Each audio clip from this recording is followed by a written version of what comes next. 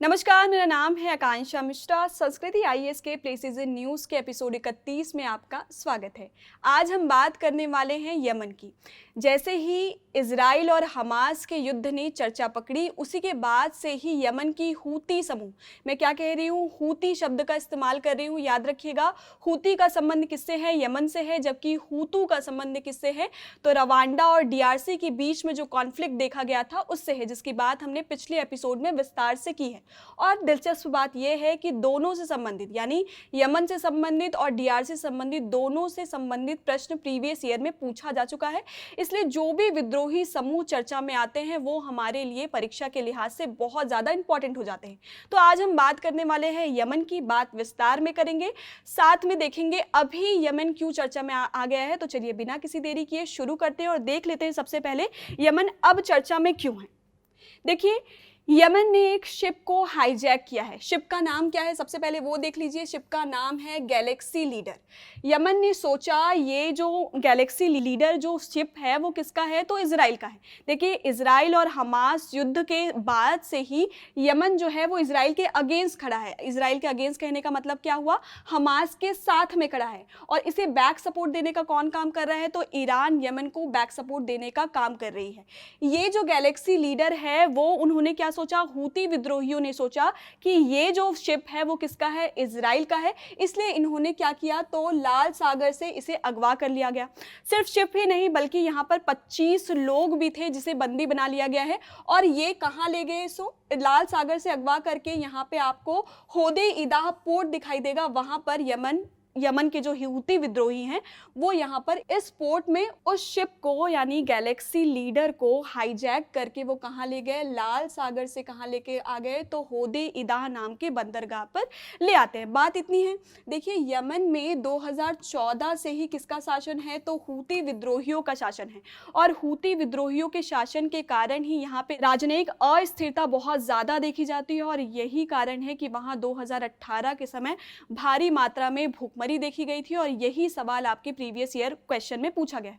अब जो Galaxy leader है वो कहाँ से कहाँ की यात्रा कर रहा था, तो याद रखिएगा वो तुर्की से यात्रा कर रहा था भारत की। और देखते हैं तुर्की से यात्रा जब वो भारत की करता है तो नक्शे में कौन कौन से आपके पॉइंट इंपॉर्टेंट हो जाते हैं वो देख लेते हैं। ये जो हुआ वो हुआ तुर्की का लोकेशन। मैं क्या कह रही हूँ कि गैलेक्सी लीडर कहाँ से कहाँ तक की यात्रा कर रहा था, तो तुर्की से यात्रा कर रहा था। कहाँ की, तो भारत की। तो यात्रा का मार्ग क्या होगा, तो ये होगा, यानी कहाँ कहाँ से होकर गुजर रहा होगा जहाज, ये देख लेते हैं। क्योंकि मैपिंग में ये लोकेशन बहुत ज़्यादा इंपॉर्टेंट हो जाते हैं। अगर कोई भी जगह चर्चे में है तो उसके इर्द गिर्द की सभी चीज़ें हमको अच्छे से देखनी है। तो हम ये देख लेते हैं सबसे पहले कि तुर्की से यदि जहाज निकली होगी और कहाँ तक पहुँची होगी, इंडिया तक पहुँची होगी, तो वो किन किन वाटर बॉडीज से होकर गुजरी होगी, ये देख लेते हैं। तो सबसे पहले अगर हम यहाँ पर देख ले तो आपको दिखाई देगा यहाँ पे मेडिटेरेनियन सी का लोकेशन दिखाई देगा। उसके आगे चलेंगे तो यहाँ पे आपको स्वेज कैनाल का लोकेशन दिखाई देगा। स्वेज कैनाल किसे अलग करने का काम करता है, तो अफ्रीका को एशिया से अलग करने का काम करता है। वही किन दो वाटर बॉडीज को जोड़ने का काम कर रहा है, तो याद रखिएगा यहाँ पे मेडिटेरेनियन सी है और यहाँ पे क्या है, तो ये है रेड सी का लोकेशन। तो किन दो वाटर बॉडीज को जोड़ने का ये काम कर रहा है, तो मेडिटेरेनियन सी को जोड़ने का काम करता है, रेड सी से जोड़ने का काम करता है। ये ध्यान रखिएगा। नाम क्या जुड़ा हुआ है, कैनाल जुड़ा हुआ है। इसी से दिमाग में आ जाना चाहिए कि ये मानव निर्मित है। क्या है, जल संधि क्या होती है, एक सकरा जल निकाय होता है जो दो वाटर बॉडीज को जोड़ता है और दो लैंड मासेस को अलग करता है। वही कैनाल भी सेम यही काम करता है, लेकिन जो जल संधि होती है वो क्या होती है, प्राकृतिक होती है, और कैनाल जो होती है वो मानव निर्मित होती है। तो यहाँ पे स्वेज कैनाल है। स्वेज कैनाल क्या है, मानव निर्मित है। और किसके आधिपत्य में है अभी, तो इजिप्ट के पास है। ये आपको याद रखना है। तो ये तो बात हुई, किसकी बात हो गई, स्वेज कैनाल की बात होगी। आगे चलेंगे तो यहाँ पे आपको लोकेशन दिखाई देगा किसका, तो गल्फ ऑफ स्वेज का दिखाई देगा, ये याद रखिएगा। फिर आगे बढ़ेंगे तो ये क्या है, तो रेड सी है। रेड सी की बात करते सहित एक क्वेश्चन बहुत ज़्यादा इंपॉर्टेंट हो जाता है। कौन सा क्वेश्चन इंपॉर्टेंट हो जाता है कि रेड सी किन किन देशों से सीमा साझा करता है। देख लीजिए किन किन देशों से सीमा साझा करता है। तो सबसे पहले यहाँ पर आ जाता है इजिप्ट, फिर आ जाता है सूडान, फिर यहाँ अगर आप देखेंगे तो आपको इरिट्रिया का लोकेशन दिखाई देगा। फिर यहाँ अगर देखेंगे तो आपको क्या दिखाई देगा, तो जिबूती दिखाई देगा। साथ में यहाँ आपको यमन दिखाई देगा और सऊदी अरेबिया दिखाई देगा। कौन कौन से देश हो गए, पहला हो गया इजिप्ट, दूसरा हो गया सूडान। देखिए साउथ सूडान नहीं है, सूडान है। साउथ सूडान जो है वो लैंडलॉक है। लैंडलॉक का मतलब क्या हुआ, भू आबद्ध का क्या मतलब हुआ कि यहाँ से आप समुद्र की तरफ नहीं जा सकते। लेकिन सूडान जो है वो लैंडलॉक नहीं है। क्यों लैंडलॉक नहीं है, क्योंकि ये रेड सी से अपनी सीमा साझा करता है। तो कौन कौन से देश हो गए, एक हो गया इजिप्ट, दूसरा हो गया सूडान, तीसरा हो गया क्या हुआ, इरिट्रिया, चौथा हो गया आपका जिबूती, पांचवा हो गया यमन और छठा क्या हो गया, तो सऊदी अरेबिया से सीमा साझा करता है। ये आपको ध्यान रखना है। फिर आप आगे चलेंगे तो यहाँ पे आपको एक जल संधि दिखाई देगी। जल संधि क्या है, प्राकृतिक है, और कैनाल क्या है, तो कृत्रिम है। ये बात याद रखनी है। कौन सी जल संधि है, तो बाब अल मंदेब नाम की जल संधि दिखाई देगी। ये कौन से दो वाटर बॉडीज को जोड़ने का काम कर रही है, तो याद रखिएगा ये रेड सी को जोड़ने का काम कर रही है गल्फ ऑफ एडन से। और कौन से दो भूभाग को अलग करने का काम कर रही है, तो जिबूती को अलग कर रही है, यानी अफ्रीका महाद्वीप को अलग करने का काम कर रही है। किससे, तो एशिया महाद्वीप से। एशिया में कौन सा पार्ट आ जाता है, तो यमन से अलग करने का काम कर रही है। जिबूती को यमन से अलग करने का काम कर रही है। यदि ब्रॉडर पर्सपेक्टिव में हम देखें तो क्या हो जाएगा, तो अफ्रीका को अलग करने का काम किससे करती है, तो एशिया से अलग करने का काम करती है। आगे चलेंगे तो आपको क्या दिखाई देगा, यहाँ पे गल्फ ऑफ एडन दिखाई देगा। और उसके भी आगे चलते हैं तो आपको क्या दिखाई देगा, अरेबियन सी दिखाई देगा। तो तुर्की से अगर हम भारत की यात्रा करें तो कौन कौन सी वाटर बॉडीज आपको देखने को मिलेगी, तो सबसे पहले मेडिटेरेनियन सी दिखाई देगा, फिर आपको स्वेज कैनाल दिखाई देगा, साथ में आपको यहाँ पे गल्फ ऑफ क्या दिखाई देगा, स्वेज दिखाई देगा। आगे चलेंगे तो आपको रेड सी दिखाई देगा। रेड सी के आगे आपको एक स्टेट दिखाई देगा जिसका नाम क्या है, बाब अल मंदेब है। आगे चलेंगे तो आपको गल्फ ऑफ एडन दिखाई देगा। उसके आगे चलेंगे तो अरेबियन सी दिखाई देगा। और वहां से कहाँ पहुंच सकता है, तुर्की से इंडिया की यात्रा कर सकता है। इंपॉर्टेंट क्वेश्चन है, मार्क कर लीजिएगा। आगे चलते हैं और बात कर लेते हैं, हमने किसकी बात की थी, गैलेक्सी लीडर की बात की थी। इंपॉर्टेंट ये है कि किस बंदरगाह में लेकर गया था, तो याद रखिएगा होदे इदाह नाम का बंदरगाह है। यहाँ पे एक और बंदरगाह है, एडन नाम का पोर्ट है, ये सबसे ज्यादा इंपॉर्टेंट है। और दूसरा इंपॉर्टेंट पोर्ट आपके लिए एग्जाम के पर्सपेक्टिव से कौन सा हो जाता है, तो होदे इदाह बंदरगाह हो जाता है। तो इतनी बातें आपको याद रखनी है। आगे चलते हैं और देख लेते हैं, एक प्रीवियस ईयर क्वेश्चन पूछा गया है 2018 में। कौन सा प्रश्न पूछा गया है, हाल ही में निम्नलिखित में से किन देशों में लाखों लोग या तो भयंकर अकाल एवं कुपोषण से प्रभावित हुए या उनकी युद्ध या संजातीय संघर्ष के चलते उत्पन्न भुखमरी के कारण मृत्यु हुई। ये आपसे प्रश्न पूछ रहा है, 2018 का प्रश्न है। और ऑप्शन आपके क्या क्या दिए हैं, अंगोला और जाम्बिया, मोरक्को और ट्यूनीशिया, वेनेजुएला और कोलंबिया, और चौथा ऑप्शन दिया है आपका दक्षिण सूडान और यमन दिया गया है। तो एक ऑप्शन तो आपको यहाँ पे पता ही है कि यमन में संजातीय संघर्ष चल रहा है, ठीक है। साथ में साउथ सूडान में भी संजातीय संघर्ष आपको देखने को मिलेगा। यहाँ पे क्यों लड़ाई हो रही है, तो दो जनरल्स के बीच में लड़ाई है। जब हम साउथ सूडान की बात करेंगे तब हम विस्तार से देख लेंगे कि मसला क्या है साउथ सूडान में। तो ये ऑप्शन सही हो जाता है। कौन सा ऑप्शन सही है, तो यहाँ पे ऑप्शन डी आपका सही हो जाता है 2018 के प्रश्न का। आगे चलते और बात कर लेते हैं यमन की। यमन की स्थिति जान लेते हैं, कहाँ पड़ता है, तो एशिया में पड़ता है। और इसकी लोकेशन की बात करें तो देख लीजिए किन से ये सीमा साझा करता है वो देख लेते हैं। तो सबसे पहले हमेशा की तरह हम क्या कर लेते हैं, तो डायरेक्शन बना लेते हैं। ये हो जाता है नॉर्थ, ये हो जाता है साउथ, ये हो जाता है ईस्ट और ये हो जाता है वेस्ट। हम वाटर बॉडीज देख चुके हैं तो हमें काम बहुत आसान हो जाएगा कि कौन कौन सी वाटर बॉडीज लगती हैं। तो देखिए आपको साउथ में दिखाई देगा गल्फ ऑफ एडन, और यहीं पे आपको क्या दिखाई दिया था, तो पोर्ट ऑफ एडन भी दिखाई दिया था। बहुत ज़्यादा इंपॉर्टेंट है, मार्क कर लीजिएगा। राजधानी क्या है, तो सना है। अगर हम वेस्ट की तरफ देखें तो आपको रेड सी का लोकेशन दिखाई देगा। वहीं हम नॉर्थ की तरफ देखें तो आपको सऊदी अरेबिया का लोकेशन दिखाई देगा। वहीं हम पूर्व की बात करें तो आपको ओमान का डायरेक्शन दिखाई देगा। अगर हम किसकी बात करें तो ये हो गया ईस्ट और ये हो गया साउथ। साउथ ईस्ट की बात करें तो आपको क्या दिखाई देगा, अरेबियन सी का लोकेशन दिखाई देगा। वहीं हम किसकी बात करें, अगर हम देखें ये हो जाएगा साउथ और वेस्ट। साउथ वेस्ट की बात करें तो आपको यहाँ पे कौन सा स्टेट देखने को मिला था, तो बाब अल मंदेब देखने को मिला था। तो इतनी बातें कर ली। नॉर्थ से कौन सीमा साझा कर रहा है, तो उत्तर में आपको सऊदी अरेबिया देखने को मिलेगा। पूर्व में आपको क्या दिखाई देगा, ओमान दिखाई देगा।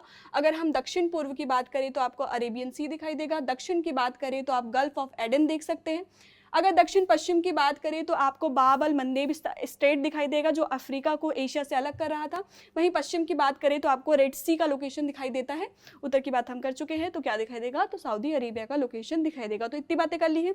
एक चीज और इंपॉर्टेंट हो जाता है, यमन के दक्षिण में आपको सोकोत्रा आइलैंड ग्रुप दिखाई देगा। क्या कह रही हूं मैं, सोकोत्रा आइलैंड ग्रुप, यानी यहाँ पे एक से ज्यादा द्वीप हैं।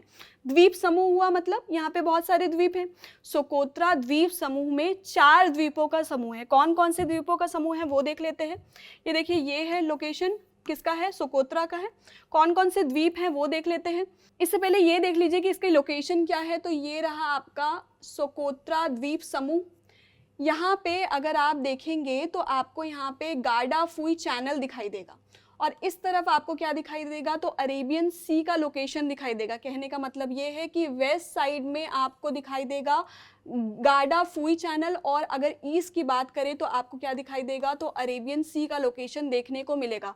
अगर हम भौगोलिक तौर पर बात करें तो ये हॉर्न ऑफ अफ्रीका का हिस्सा है। अब आपको कमेंट बॉक्स में ये बताना है कि हॉर्न ऑफ अफ्रीका में कौन कौन से देश आते हैं, कौन कौन से देश हॉर्न ऑफ अफ्रीका में आते हैं, ये आपको क्या बताना है, तो कमेंट बॉक्स पर बताना है। तो मैं क्या कह रही हूँ कि सोकोत्रा जो है वो भौगोलिक तौर पर किसका हिस्सा है, तो हॉर्न ऑफ अफ्रीका का हिस्सा है, यानी अफ्रीका महाद्वीप का हिस्सा है। लेकिन अभी इस पर किसका कब्जा है, तो यमन का कब्जा है। और मैं क्या कह रही हूँ, ये द्वीप समूह है, इसमें 4 द्वीप हैं। कौन कौन से द्वीप है वो देख लेते हैं। एक तो हो गया सोकोत्रा, जो इस द्वीप समूह का सबसे बड़ा द्वीप है, और साथ में ही इस पर कब्जा किसका है, तो यमन का है। साथ में हम देखें, इसके अलावा आपको यहाँ पे दिखाई देगा दरसा, उसके अलावा आपको समहा दिखाई देगा, साथ में आपको अब्द अल कुती नाम का आइलैंड दिखाई देगा। तो टोटल कितने हुए, 1 2 3 और 4, जिसमें सुकोत्रा आइलैंड पर किसका कब्जा है, तो यमन का कब्जा है। ये आपको ध्यान रखना है। आगे चलते और बात कर लेते हैं किसकी, तो यहाँ पे आपको एक तिहामा नाम का तटीय मैदान देखने को मिलेगा। ये जो लोकेशन है वो किसकी है, तो तिहामा नाम की तटीय मैदान दिखाई देंगे। देखिए, जो आपका सऊदी अरेबिया हो गया और साथ में यमन हो गया, यहाँ पे आपको रेगिस्तानी इलाका देखने को मिलेगा। इसके साथ में ही यहाँ पे आपको नदियाँ बहुत कम देखने को मिलेगी। हम नदियों की बात भी करेंगे, लेकिन लेस इंपॉर्टेंट है। अगर आप याद रखना चाहें तो याद रख सकते हैं, वरना कोई ज़रूरत नहीं है याद रखने की। तो यहाँ आपको एक तटीय मैदान भी देखने को मिलेगा, क्या नाम है उसका, तिहामा है। और इसका विस्तार आपको कहाँ देखने को मिलेगा, तो यहाँ पे आपको दिखाई देगी अकाबा की खाड़ी। ये हो गया सिनाई पेनिनसुला। तो सिनाई पेनिनसुला के आपको पूर्व में दिखाई देगा गल्फ ऑफ अकाबा, और पश्चिम में क्या दिखाई देगा, तो आपको दिखाई देगा गल्फ ऑफ सुएज। ठीक है, तो यहाँ से विस्तार आपको देखने को मिलेगा कहाँ तक, तो बाब अल मंदेब स्ट्रेट तक आपको देखने को मिलेगा, यानी यमन तक आपको इसका विस्तार देखने को मिलता है। किन 2 देशों में इसका विस्तार देखने को मिलेगा, तो आपको सऊदी अरेबिया में इसका विस्तार देखने को मिलेगा, साथ में ही आपको यमन में भी इसका विस्तार देखने को मिलेगा। किसकी बात कर रहे हैं हम तिहामा तटीय मैदानों की बात कर रहे हैं। आगे चलते हैं और बात कर लेते हैं किसकी, तो प्रमुख मरुस्थल की बात कर रहे हैं। जैसे कि मैंने बताया कि आपको सऊदी अरेबिया और यमन में प्रमुख मरुस्थल देखने को मिलेंगे, जो आपके एग्जाम के दृष्टिकोण से भी बहुत ज़्यादा इंपॉर्टेंट हो जाते हैं। तो सबसे महत्वपूर्ण है रूब अल खली डेजर्ट आपको देखने को मिलेगा, जिसका विस्तार आपको किन देशों में देखने को मिलेगा, तो यमन में देखने को मिलेगा, सऊदी अरेबिया में देखने को मिलेगा, संयुक्त अरब अमीरात में देखने को मिलेगा यानी यूएई में देखने को मिलेगा, और साथ में आपको ओमान में देखने को मिलेगा। मतलब आपको 4 देशों में रूब अल खली का विस्तार देखने को मिलेगा। इंपॉर्टेंट है तो स्टार मार्क कर लीजिएगा। इसके अलावा कौन सा आपको डेजर्ट देखने को मिलेगा, यहाँ पे देख लीजिए, तो यहाँ पे आपको रामलात एस सबातयन नाम का आपको एक और रेगिस्तान देखने को मिलेगा। एक तो हमने बात की है रूबल खली डेजर्ट की, उसके अलावा आपको एक और डेजर्ट यहाँ पे देखने को मिलता है। अगर हम बात करें पर्वत की, तो कौन कौन से पर्वत यहाँ पे इंपॉर्टेंट हो जाते हैं, तो आपको यहाँ पे हौद्रा मौत नाम का पर्वत देखने को मिलेगा, साथ में आपको मेहरात माउंटेन्स भी आपको देखने को मिलेगा। तो ये 2 माउंटेन्स आपके लिए इंपॉर्टेंट हो जाते हैं। यदि हम नदियों की बात करें तो यहाँ पे आपको वादी जौफ इंपॉर्टेंट हो जाता है, वादी बंद आपको इंपॉर्टेंट हो जाता है, वादी हजर आपको यहाँ पे इंपॉर्टेंट हो जाता है, साथ में आपको वादी अल मशीला जो है वो बहुत ज़्यादा इंपॉर्टेंट हो जाते हैं। किसी किसी बात की हमने वादी जाफ की बात की है, वादी बंद की बात की है, वादी हज़र की बात की है और वादी मशीलाह की बात की है। ये बहुत ज़्यादा इंपॉर्टेंट हो जाते हैं, तो ये आप ध्यान रखिएगा। वैसे नदियाँ पूछी ही जाएंगी नहीं, तो इतना इंपॉर्टेंट नहीं है। एक इम्पॉर्टेंट यहाँ पे रेगिस्तान की बात की है जिसका विस्तार 4 देशों में देखने को मिला। रूबल खली डेजर्ट है, तो उसे आप बहुत अच्छे से याद रखिएगा, ये चीज़ आपको ध्यान रखना है। देखिए यहाँ हमने रूबल खली देख लिया है, यहाँ पे हद्रामौत देख लिया है हमने, यहाँ पे हमने मेहरात माउंटेन्स देख लिया है और हमने कुछ नदियों की बात की है, और यहाँ हमने क्या देखा है तो तिहामा नाम का तटीय मैदान देखा है। तो ये बात आपको ध्यान रखनी है। आगे चलते हैं, यहाँ पे कौन कौन से खनिज अयस्क मौजूद है। देखिए यहाँ पे बहुत ही ज़्यादा मात्रा में प्राकृतिक गैस पाए जाते हैं, कच्चे तेल के भंडार और प्राकृतिक गैस आपको यहाँ बहुत ज़्यादा देखने को मिलेंगे। इसके अलावा कोबाल्ट, तांबा, निकल बहुत ज़्यादा देखने को मिलेगा। आयरन और सोना, आयरन ऑक्साइड, साथ में आपको टाइटेनियम, जस्ता, चांदी बहुत मात्रा में आपको कहाँ देखने को मिलेंगे तो यमन में देखने को मिलेंगे। इंपॉर्टेंट कौन से हैं तो कच्चे तेल का भंडार है और प्राकृतिक गैस का भंडार है। लगभग 4 अरब बैरल से अधिक आपको यहाँ पे कच्चा तेल देखने को मिलेगा और 490 बिलियन क्यूबिक मीटर से ज़्यादा आपको प्राकृतिक गैस यहाँ पर देखने को मिलता है। तो ये बातें आपको ध्यान रखनी है। आगे चलते हैं और देख लेते हैं एक यूपीएससी का प्रश्न देख लेते हैं। क्या पूछा गया है, निम्नलिखित युग्मों पर विचार कीजिए। युग्म क्या दिए गए हैं, एलेप्पो दिया गया है, यानी कभी कभी समाचार में रहने वाले उल्लेखित शहर आपको दिए गए हैं और साथ में संबंधित देश दिया गया है। तो एलेप्पो को आगे लिखा गया है सीरिया, किरकुक के आगे लिखा गया है यमन, मौसूल के आगे लिखा गया है फिलिस्तीन और मज़ार शरीफ के आगे लिखा गया है अफगानिस्तान। देख लेते हैं एलेप्पो कहाँ है। एलेप्पो का लोकेशन कहाँ पड़ता है तो सीरिया में पड़ता है और साथ में ये वर्ल्ड हेरिटेज साइट भी है। ये बातें आपको ध्यान रखनी है, मतलब ऑप्शन 1 आपका क्या हो जाता है, करेक्ट हो जाता है। किरकुक और मौसूल की बात हमने एपिसोड में की थी जब हम मिडिल ईस्ट पढ़ रहे थे। ये आपको मिल जाएगा किरकुक और ये आपको मिल जाएगा मौसूल। ये कहाँ पढ़ते हैं तो इराक में पढ़ते हैं। कहाँ दिया गया है, ऑप्शन में आपको क्या दिया गया है, यमन दिया गया है और साथ में आपको फिलिस्तीन दिया गया है।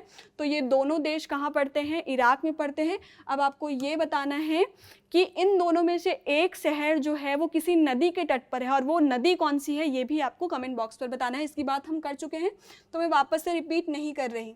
तो ऑप्शन किरकुक जो है वो यमन में नहीं है, कहाँ पर है तो आपका इराक में है, तो ये ऑप्शन गलत हो जाता है। मौसूल कहाँ है, मौसूल भी कहाँ पर है, इराक में है, यमन फिलिस्तीन में नहीं है, तो ये ऑप्शन भी आपका गलत हो जाता है। मज़ार शरीफ कहाँ है वो देख लेते हैं। ये रही मज़ार शरीफ का लोकेशन, ये कहाँ पड़ता है तो अफगानिस्तान में पड़ता है। राजधानी क्या है तो काबुल है। तो ये ऑप्शन क्या है आपका सही हो जाता है, ऑप्शन 4 आपका सही हो जाता है और ऑप्शन 1 आपका सही हो जाता है। मतलब इसका ऑप्शन कौन सा सही हुआ, 1 और 4 देख लीजिए कौन से ऑप्शन में दिया है तो ऑप्शन बी आपका यहाँ पर सही उत्तर हो जाता है। आगे चलते हैं और बात कर लेते हैं किसकी, अभ्यास प्रश्न की। हमेशा की तरह चलेंगे परंपरा के अनुसार। जो कथन सही है तो बिल्कुल बढ़िया है और कोई कथन गलत है तो क्यों गलत है ये आपको कहाँ बताना है तो कमेंट बॉक्स में बताना है। अभ्यास प्रश्न उसी हिसाब से सेट किया जाता है जिस आधार पे आपके प्रीवियस ईयर क्वेश्चन दिए जाते हैं, तो बिल्कुल सीरियसली लेना है, पार्टिसिपेट करते चलना है ताकि पढ़ने और पढ़ाने दोनों में मजा आए। देख लेते हैं प्रश्न क्या कह रहा है। यदि कोई व्यक्ति तुर्की से भारत की यात्रा करता है तो उसे निम्नलिखित में से किन जल निकायों से अनिवार्य रूप से गुजरना होगा, ये आपसे पूछ रहा है। ऑप्शन ए में दिया है लाल सागर, ऑप्शन बी में दिया गया है स्वेज नहर, ऑप्शन सी में दिया है भूमध्य सागर और ऑप्शन 4 में दिया गया है काला सागर। नीचे दिए गए कोड का प्रयोग कर सही उत्तर का चयन कीजिए, ये आपसे पूछा गया है। ऑप्शन ए में लिखा है 1 और 2, ऑप्शन बी 2 और 4, ऑप्शन सी 1 2 3 और ऑप्शन डी क्या है, सभी 1 2 3 4 सही है, आपसे ये पूछा गया है। तो इसका उत्तर आपको कहाँ देना है, कमेंट बॉक्स पर देना है। बिल्कुल अच्छे से पार्टिसिपेट कीजिए, मैप की प्रैक्टिस करते रहिए। कोई सुझाव है तो आप कमेंट बॉक्स का इस्तेमाल कर सकते हैं। आज के लिए बस इतना ही, मुझे दीजिए इजाज़त, धन्यवाद।